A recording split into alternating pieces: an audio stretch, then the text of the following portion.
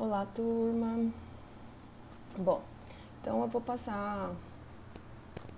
Vamos continuar aí um conteúdo, né? Então, quem tiver o interesse de assistir, vai ver que nós vamos dar uma revisada, né, em algumas coisas que nós já vimos, né, durante esse período que foi apresentado para vocês. E o que eu trouxe para finalizar algumas discussões que foram apresentadas, né?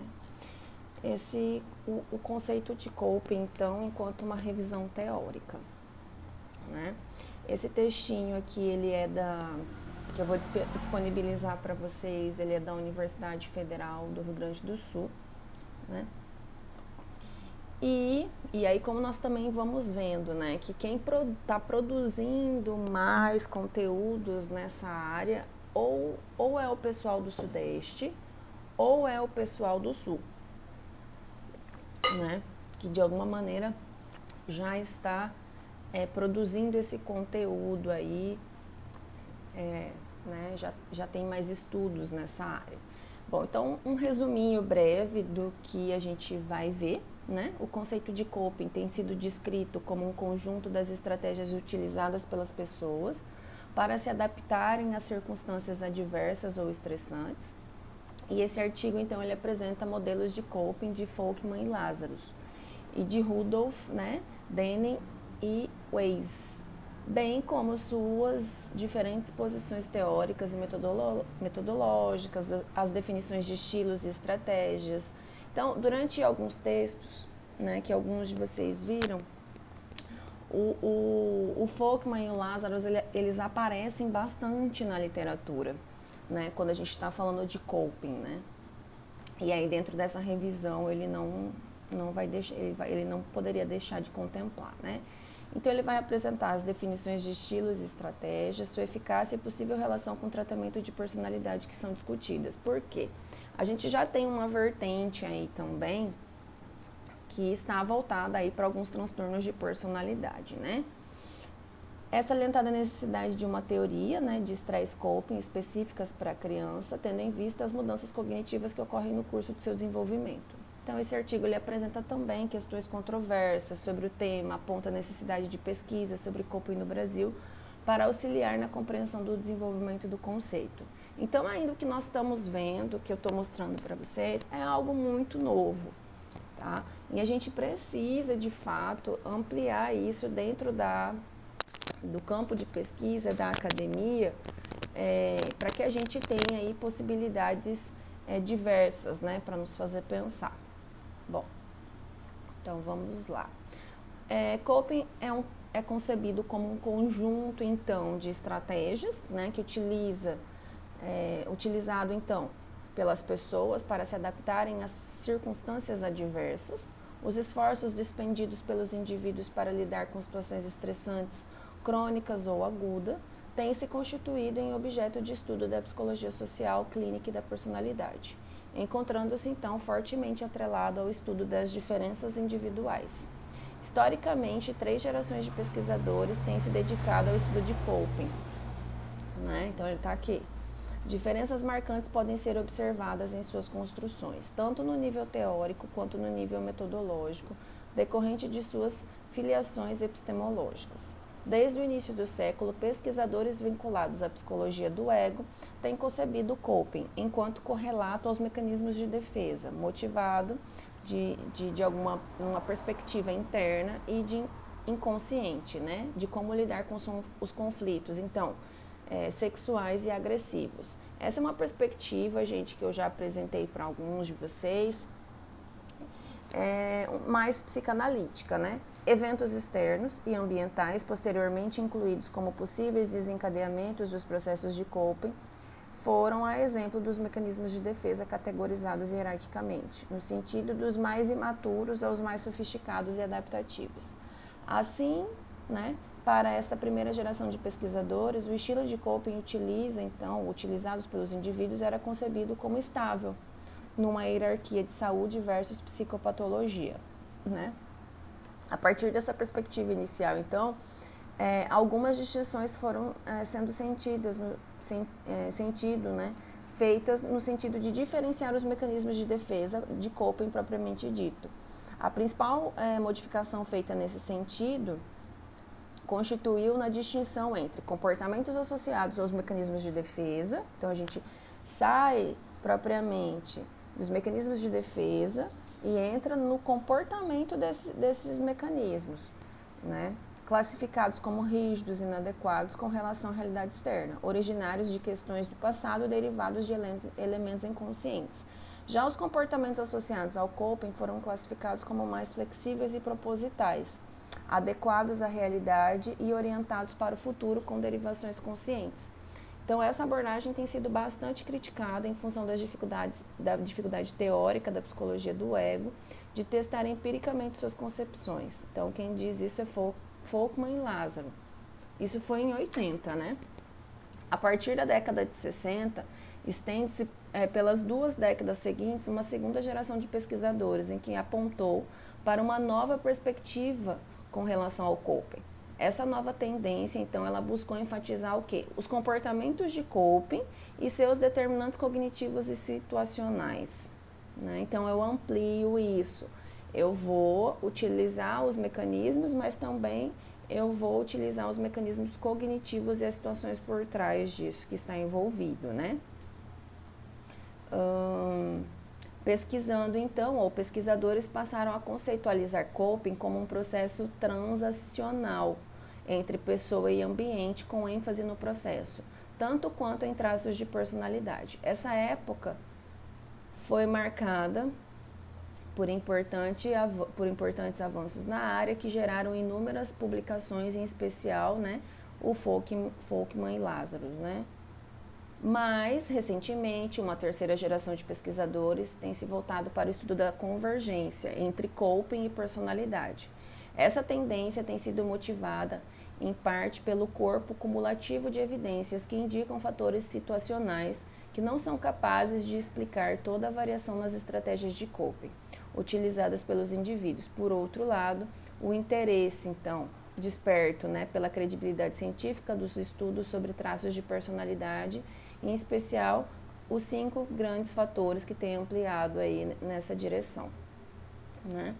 Os traços de personalidade mais amplamente estudados que se relacionam com as estratégias são otimismo, rigidez, autoestima, locus de controle, né? Então, é o que a gente está estudando aí, esses traços de personalidade desses 5 fatores, que é uma teoria da personalidade, tá? Então, muitos dos artigos publicados sobre coping referem-se à construção de instrumentos de medida, e isso gente, até para a gente ter parâmetros, a gente precisa ter um instrumento para a gente poder utilizar isso dentro das estratégias de coping, porque sempre está associado isso nos artigos, né? Como é que a gente vai falar, por exemplo, das situações sem poder fazer a relação com questões internas, né? Por isso que um dos textos que eu trouxe é uma perspectiva, como fala, um pouco mais analítica funcional ou análise do comportamento, mas como uma função executiva. Por quê? Porque eu estou, de alguma maneira, utilizando das mesmas funções ali no sistema nervoso que uma função executiva. Então, eu tenho uma região topográfica, né? E aí eu também estou mexendo com componentes que vão modificar, então, essa maneira com qual o sujeito vê o mundo, né? Vamos lá. Embora muitos anos de desenvolvimento teórico e pesquisa se tenha passado, uma grande variedade de inventários e checklist tenha sido desenvolvidos, né? Modelos de coping. Numa perspectiva cognitivista, Folkman e Lazarus propõem um modelo que divide coping em 2 categorias funcionais. Coping focalizado no problema e coping focalizado na emoção, né? Que foi uma das vertentes, então, que eu acabei mais utilizando e apresentando para vocês, né? Embora como função executiva, ele focaliza na resolução de problemas, né? Essa construção baseou-se em análises fatoriais que geraram 2 fatores principais utilizados pelos pesquisadores para definir os 2 tipos de estratégias de coping. Nessa perspectiva, coping é definido como um conjunto de esforços cognitivos e comportamentais, utilizado pelos indivíduos com o objetivo de lidar com demandas específicas, internas e externas, que surgem em situações de estresse e são avaliadas como sobrecarregando, então, né, ou excedendo seus recursos pessoais. Essa definição implica que as estratégias de coping são ações deliberadas que podem ser aprendidas, usadas e descartadas. Portanto, mecanismos de defesa inconscientes e não intencionais, como negação, deslocamento e regressão, não podem ser considerados como estratégia de coping. Além disso, somatização, dominação e competência são vistos como resultado de esforços de coping e não como estratégias de coping. Aqui ele está falando dos mecanismos de defesa, né, que mais à frente vocês vão ver isso dentro da psicanálise.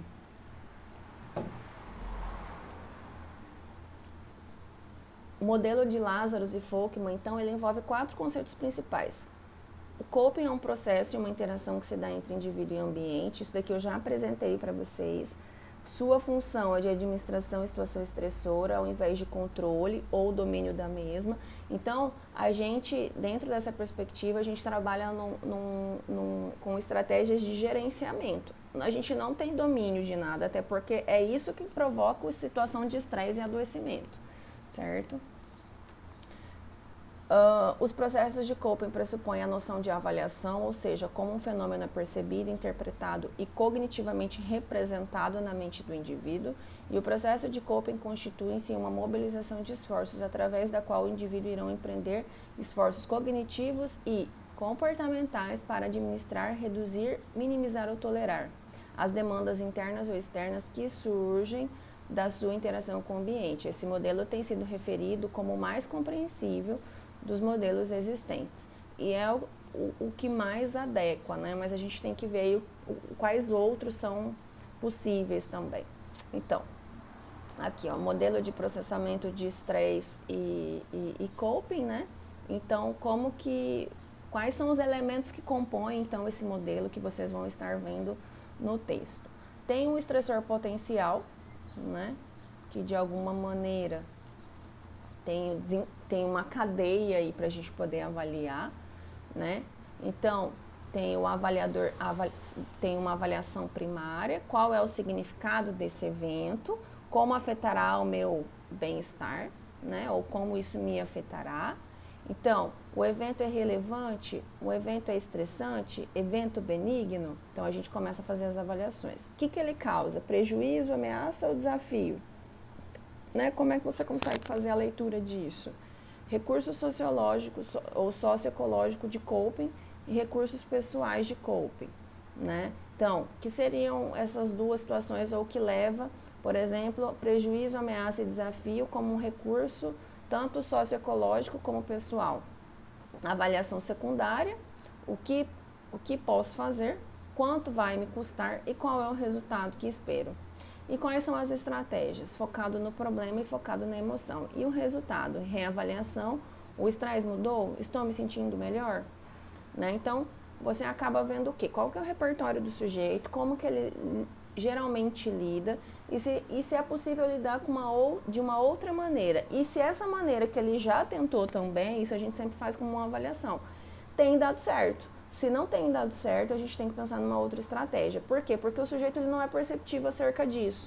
Então ele fala assim, eu tô fazendo de tudo. Daí a gente fala assim, tá, mas o que você está fazendo ou o que você, de alguma maneira, se propôs a fazer diferente, tem dado resultado? Né? E que resultado que está dando? Isso tem te trazido mais benefícios ou mais prejuízos? E a gente faz essa análise, vai construindo isso junto com o sujeito. Se aquele mecanismo que eu estou utilizando, aquela estratégia, me traz prejuízo ou benefício. E a gente vai fazendo isso, porque é uma tentativa. E só podem ser tentativas em que o sujeito dê conta, tá? Bom, apontaram, então, Rudolph aqui, Dennis e o Weiss, eles apontam, então, contradições nas definições de coping, realizadas por diferentes autores. Por definição, coping é visto como um mediador entre um estressor e um resultado advindo desse estressor. Contudo, há uma relação intrínseca entre as estratégias de coping e seus resultados. Esse fato tem provocado confusão.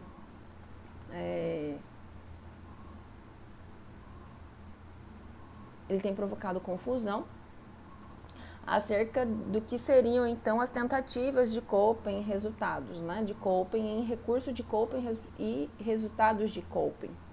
Por quê? Porque ele fala que de alguma maneira tem uma relação intrínseca, né, em estratégias e seus resultados. Essas dificuldades levariam então Rudolph e seus colaboradores a propor o porquê o coping deveria ser entendido como um episódio. Não há uma tentativa de separação entre três aspectos fundamentais: uma resposta de coping, um objetivo subjacente a essa resposta e um resultado, e tal resposta pode ser diferenciada de uma resposta de estresse, que não é intencional e sem objetivo, né? Então aqui está um esquema de coping do Rudolph, né, que eles propõem.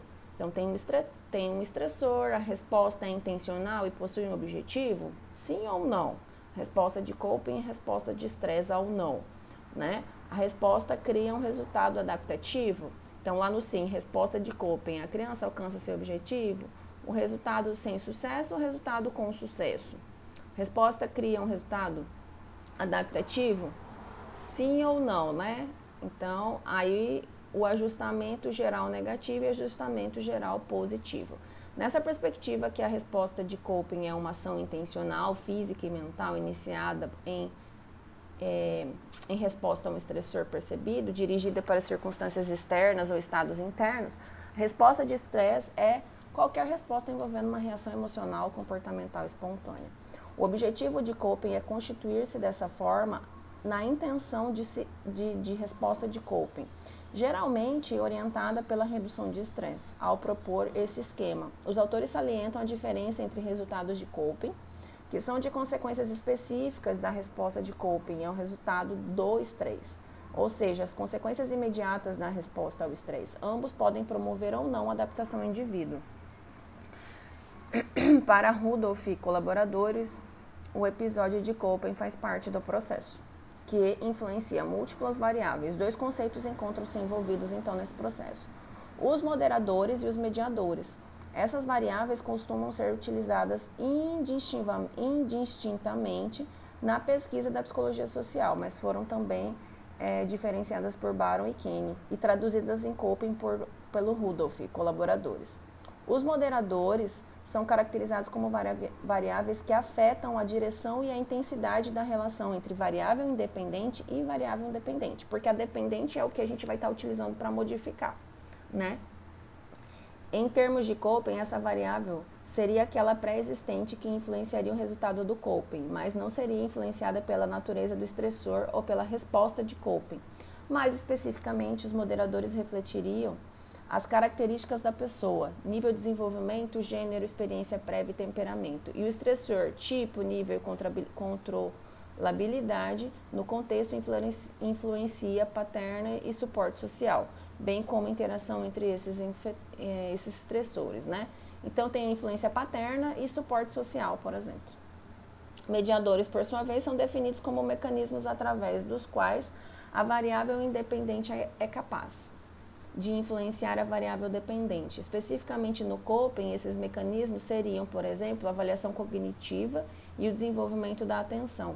Sua característica principal é que seriam acionados durante o episódio de coping, em oposição aos moderadores que seriam pré-existentes. Então, por exemplo, pré-existente já é influência paterna, suporte social, né? A gente tem como moderador que ele colocou desenvolvimento, gênero, experiência prévia e temperamento.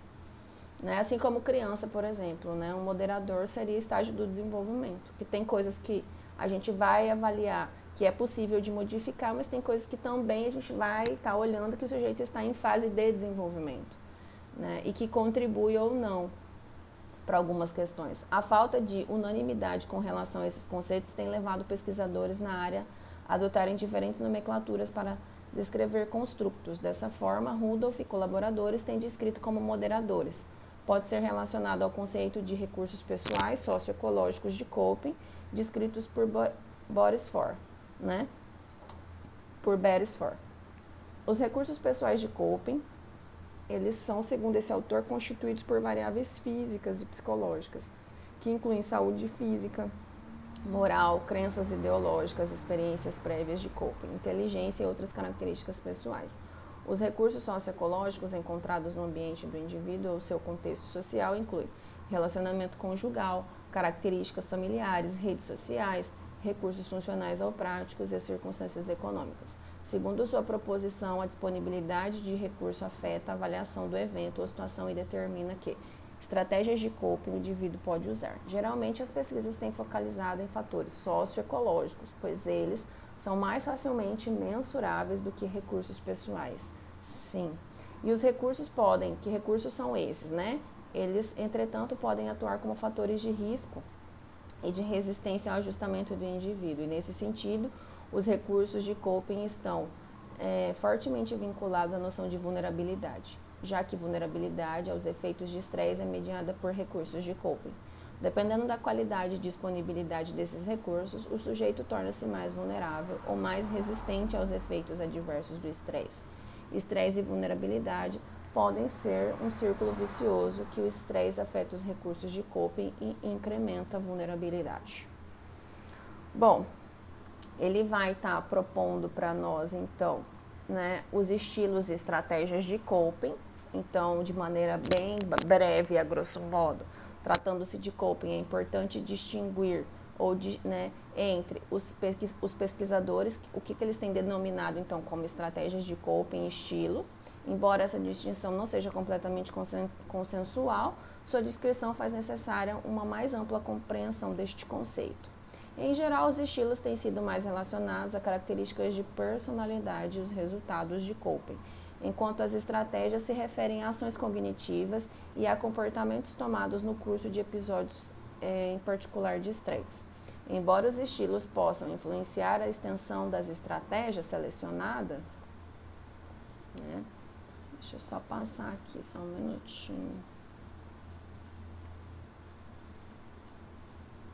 Então, ele vai apresentar no texto, que vocês vão ver, os moderadores, que é a pessoa e situação, estressores, coping, que é o resultado, né, que tudo se chega, e os resultados e ajustamentos. Então, o coping são respostas com objetivos, os resultados e ajustamentos subjetivo e objetivo, e os mediadores, que faz uma avaliação, então, cognitiva e o desenvolvimento da atenção, né, como é que você vai direcionar isso. Bom, os estilos, né, de coping aí, para a gente poder pensar.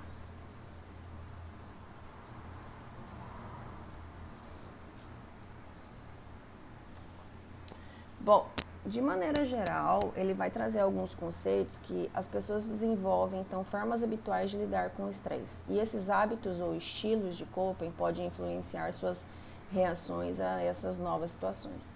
Esses autores, ele cita o Carver e o Scheyer, né? Esses autores, eles definem coping não em termos de preferência de um aspecto de coping sobre outros, mas de termos de tendência a usar uma reação de coping em maior ou menor grau, frente à situação de estresse. No entanto, os estilos não necessariamente implicam na presença de traços subjacentes de personalidade que predispõem a pessoa a responder de uma determinada forma.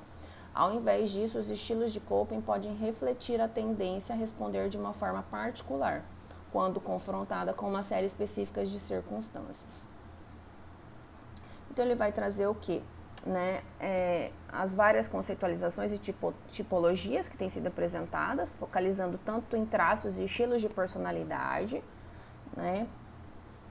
Ele coloca aqui, destacam-se então, estudos de modelos de personalidade A, tipo B, monitorador e desatento, repressor e sensível, primário e secundário, passivo-ativo, aproximação e evitação, direto e indireto, pró-social e antissocial, embora apresentados por diferentes autores. Estes estilos apresentam muitos elementos comuns, sendo que alguns deles podem ser vistos como paralelo. Então, ele vai estar colocando aqui, ele vai fazendo no texto o quê? Apresentando esses estilos que têm a ver com personalidade, né, e como é que isso vai se desenvolvendo, então, né? Ou quanto que isso afeta, por exemplo, em relação a gênero e tal, né?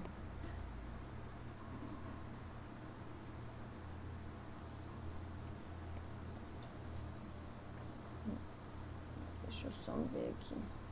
Bom, a tipologia de coping primário e secundário é apresentado por Bandways, né? Segundo o qual o primário significa coping utilizado com o objetivo de lidar a situação ou condição objetiva, e o secundário que envolve a capacidade de adaptação da pessoa às condições de estresse. O estilo de coping passivo versus ativo considera ativo o coping que há esforços de aproximação no foco do estresse, enquanto passivo evitaria. Esses estilos também são paralelos à tipologia de aproximação versus evitação, que inclui vários tipos de estratégias relacionadas a comportamentos de aproximação e evitação diante de situações de estresse. Busca afirmação de evitação à informação e focalização da atenção à distração. Né? Você tem a focalização da atenção e distração e ainda passividade e atividade. Então, meio que ele vai criando uns estilos, versus o outro, né? Que eles têm que estar se desenvolvendo. E as estratégias, então, né? Para a gente ver. Então, os estilos, a gente vai estar vendo muito mais como um traço de personalidade, né, que tem uma duração maior. E, ao contrário do estilo, ligado a fatores de disposicionais do indivíduo, as estratégias de coping têm sido vinculadas aos fatores situacionais. Então, o Folkman e o Lazarus enfatizam o papel assumido pelas estratégias de coping, apontando essas estratégias como que elas podem mudar de momento para momento durante os estágios de uma situação de estresse. Dada essa variabilidade nas reações individuais, esses autores defendem a impossibilidade de se tentar predizer respostas situacionais a partir, então, de um estilo típico de coping de uma pessoa. As estratégias de coping refletem nas ações e comportamentos, né, e pensamentos usados para lidar com esse estressor, então. Né? Segundo Folkman e Lázaro, essas estratégias podem ser classificadas de dois tipos dependendo da sua função. Coping focalizado na emoção, então ele é definido como um esforço regular, um estado emocional que é associado ao estresse ou é resultado de eventos estressantes. Esses esforços de coping são dirigidos a um nível somático ou a um nível de sentimento, tendo por objetivo alterar o estado emocional do indivíduo. Por exemplo, fumar cigarro, tomar tranquilizante, assistir, então, uma comédia. Né? A função dessas estratégias é reduzir a sensação física e desagradável que é provocada, então, né? Nesse estado de estresse. O coping focalizado no problema, ele constitui um esforço para atuar na situação que se deu origem ao estresse, tentando mudá-la. A função dessa estratégia é alterar o problema existente na relação entre a pessoa e o ambiente que está causando a tensão. A ação de coping pode ser direcionada internamente ou externamente, quando o coping focaliza no problema que é dirigido para uma fonte externa do estresse. Então, aqui, por exemplo,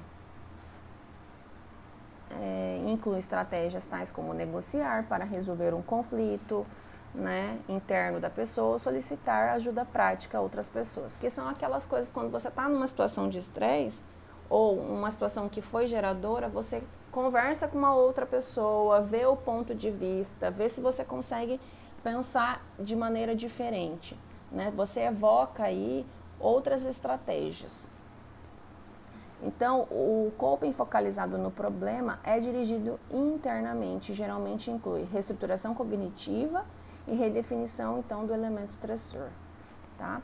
Mas aqui a gente tem que fazer todo um estudo do que está por trás desses elementos cognitivos para depois a gente fazer essa reestruturação. O uso de estratégias focalizado no problema ou emoção depende de uma avaliação da situação estressora na qual o sujeito encontra-se envolvido.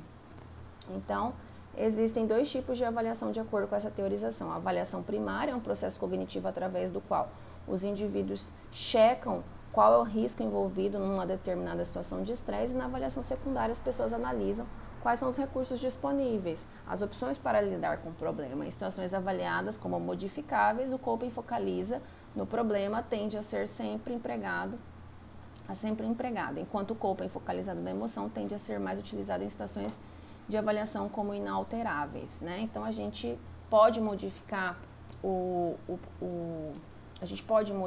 então a situação, tem como eu lidar de maneira diferente, senão eu aprendo o quê?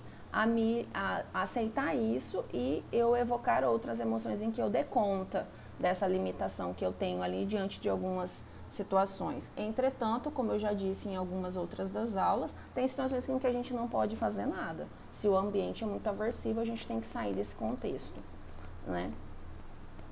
A importância do coping focalizado no problema ou na emoção pode variar em resposta a diferentes tipos de estresse ou diferentes momentos de tempo. Essas duas categorias são facilmente percebidas a princípio, mas seus efeitos podem ser confundidos. O coping focado na emoção pode facilitar o coping focado no problema por remover a atenção e similarmente, coping focado no problema pode diminuir a ameaça, reduzindo assim a tensão emocional. Então, um vai influenciar o outro. Os estudos indicam que ambas as estratégias de coping são usadas durante praticamente todos os episódios estressantes e que o uso de uma e de outra pode variar a eficácia dependendo de diferentes tipos de estressores envolvidos.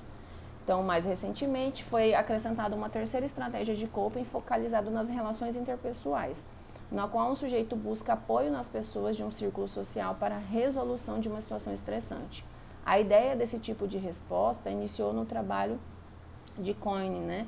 E foi estudada mais profundamente por outros autores em 96 com o objetivo de entender melhor o papel da personalidade e dos fatores situacionais nas escolhas de estratégia. Então tem a eficácia das estratégias, né? Que é um pouco controverso, né? Que diz respeito às eficácias. Esse julgamento sobre a eficácia ou adaptabilidade das estratégias, que se tem mostrado extremamente subjetivo em muitas pesquisas, coping deve ser visto como independente de seu resultado. No modelo de coping de estresse proposto, então, por Lázaro e Folkman, qualquer tentativa de administrar o estressor é considerado coping, tenha ela ou não um sucesso no resultado. Então, você quer modificar, isso já é uma estratégia. Se vai dar certo ou não, é uma avaliação que se tem que fazer. Porque nem sempre, de início, dá certo. E aí é onde você retorna para o mesmo mecanismo de funcionar. Entretanto, a gente tem que fazer isso com muita cautela, né? Bom, dessa forma, uma estratégia de coping não pode ser considerada como intrinsecamente boa ou má, adaptativa ou mal adaptativa. Torna-se, então, necessário considerar a natureza do estressor, a disponibilidade do recurso e o resultado dos esforços, né? Ambas as estratégias focalizam no problema ou na emoção são importantes, mas a sua eficácia é caracterizada pela flexibilidade e mudança. Novas demandas requerem novas formas de coping, pois uma estratégia não é eficaz para todos os tipos de estresse, né? O resultado de uma estratégia de coping é difícil de avaliar porque pode mudar com o tempo. Além disso, uma estratégia de coping que alivia imediatamente o estresse pode ser a causa de dificuldades posteriores. Salienta o processo de coping que não pode ser simplificado, pois o indivíduo lida com o estressor. As estratégias de coping são utilizadas individualmente e consecutivamente e de alguma maneira consecutivamente em sua combinação. Assim, o impacto dessa estratégia pode ser confundida com um efeito de outras estratégias, né? Então, ele coloca aqui também como um desenvolvimento, né? Então, aqui, Lazarus e Delon, né? Eles indicam claramente que os processos de coping variam com o desenvolvimento da pessoa. Essa variabilidade ocorre devido a grandes modificações que processam nas condições de vida através de experiências vivenciadas pelos indivíduos, né? Então, a gente tem que olhar, por exemplo, o estágio do desenvolvimento, o estágio de desenvolvimento individual, o estágio do desenvolvimento, se a gente está trabalhando com família, como é que está o estágio do desenvolvimento da família, né? Segundo, então, não somente o envelhecimento é levado em consideração, mas também significado dos eventos estressantes nos diversos momentos de vida do indivíduo, né? Situações de perda, por exemplo. Devido a essa variabilidade, os autores defendem a ideia de que o coping seja estudado de maneira longitudinal, né? Então, a gente precisa do quê? De um estudo aí durante o ciclo de vida, né? Porque isso vão aparecer aí diversas estratégias e o quanto que isso vai modificando ao longo da vida, né? A maioria dos trabalhos com criança tem usado uma teoria de estresse, né, que é a do Lázaro de Folkman, que descreve um processo recíproco da avaliação cognitiva e recursos de coping aos estressores. No entanto, o Compass aponta a necessidade de alteração para aplicar as noções de estresse e coping a ações de crianças e adolescentes para entender recursos Estilos e esforços de coping na infância, é necessário compreender melhor seu contexto social, tendo em vista a dependência da criança em relação ao adulto e sua sobrevivência. Além disso, esforços de coping da criança são delimitados para sua preparação biológica e psicológica para responder ao estresse. Por outro lado, as características básicas do desenvolvimento cognitivo e social tendem a afetar que as crianças experimentem com o estresse e como elas lidam com situações estressantes. Estão incluídas nessas características as crenças sobre autopercepção, autoeficácia, mecanismos inibitórios, autocontrole e atribuição de causalidade, relacionados a pais, amigos e outras pessoas, né? Outros teóricos também salientam a necessidade de uma teoria de stress coping específica para a criança, considerando que os estressores das crianças não são os mesmos que os adultos, com certeza não. Os estressores das crianças se referem a situações com os pais, com os outros membros da família, professores e condições socioeconômicas que estão fora do seu controle. Muitos estressores são mais difíceis de serem modificados pela própria criança, né? Então, a gente tem que fazer uma avaliação. O nível de desenvolvimento cognitivo também influencia a utilização de determinadas estratégias, pois a avaliação de um estressor envolve vários processos simultâneos. A criança precisa relacionar o evento com lembranças, eventos semelhantes, enfrentamentos de outros momentos e necessita definir os parâmetros de eventos, né, estressantes, tais como intensidade potencial, duração e ainda avaliar a probabilidade de ocorrência. Então, aqui ele vai estar dizendo para nós, né, quais são os tipos de trabalhos que estão sendo desenvolvidos com as crianças, né? Então, a gente vê aqui crianças envolvendo divórcios, né, situação de hospitalização, consultas médicas e odontológicas, situações relacionadas a resultados escolares, né, enfim. Então, aqui ele vai estar apresentando para nós todos os tipos, as possibilidades, né, e as limitações também, o que a gente tem que buscar, né, para estar ampliando aí esses esforços, né. Bom, então, para a gente poder fechar, né, para a gente poder fechar tudo isso, um dos pontos ainda controversos que necessitam mais pesquisas referentes aos construtos, então, envolvidos nos modelos de coping, por exemplo, a separação entre tentativa, né, de coping e a sua resposta necessária para que se possa utilizar esse conceito como preditor de ajustamento e para evitar achados circulares. Por outro, confusões teóricas na utilização de conceitos como estilos, estratégias e tipologias deveriam ser melhor investigadas, né? A grande diversidade de modelos e tipologias existem e originou um surgimento de uma infinidade de instrumentos que trabalham taxonomias diversas, que são as nomenclaturas, né? Que vocês vão ir vendo aí ao longo do texto, quando eles criam lá os estilos, por exemplo, um versus o outro, né? Porém, então, se analisados mais detidamente, né, percebe-se que esses conceitos possuem o mesmo significado, sendo apenas nomes de formas diferentes, sim, quando ele coloca lá. Duas relevantes questões que dizem respeito ao estudo são relacionadas à estabilidade, consistência e avaliação deste conceito. A estabilidade aponta na manutenção e o uso das estratégias com o passar do tempo. No entanto, os pesquisadores têm discordado quanto à melhor forma de levantar esses dados sobre coping, questionando a influência da memória nas apreciações dos indivíduos que fazem estratégias comumente utilizadas frente a eventos estressores. E aí a gente utiliza isso como um dos textos que eu trouxe como uma função executiva, né? O episódio do coping avaliado logo após sua ocorrência tende a ser diferentemente descrito quando comparados a episódios antigos. A consistência encontra-se vinculada à noção de como a forma de lidar com situações estressoras e é compatível com traços de personalidade, que se mantém através de uma variedade de situações e através do tempo, e essa noção tem implicação na associação entre personalidade e coping. Estudos têm demonstrado que pessoas mais variáveis que consistentes em suas estratégias em diferentes situações, entretanto, as informações coletadas até o momento não são suficientes para determinar a influência dos fatores situacionais e disposicionais sobre coping, impedindo que melhores previsões possam ser feitas sobre seu desenvolvimento. Aí ele considera sobre criança, né?